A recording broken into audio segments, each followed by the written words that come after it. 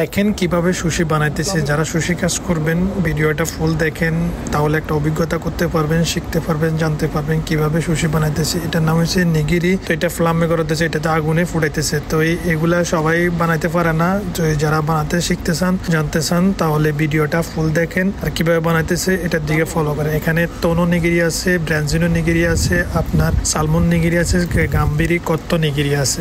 তো এগুলা আপনাকে বানাতে হবে নতুন অবস্থা। যারা সুশি কাজ শিখতে চান তাহলে এগুলো আপনার জন্য ভিডিওটা। তো এটা বাড়িতে যাবে, ডেলিভারি মাল কিভাবে তৈরি করতেছে দেখেন। তো এই সাথে যাবো ওরামাকি। তো ওরামাকি কিভাবে বানাইতেছে দেখেন, পাতলা পাতলা করে। বাতলা গাছের কালো যেটা দেখতেছেন এটা নাম হচ্ছে আলগে।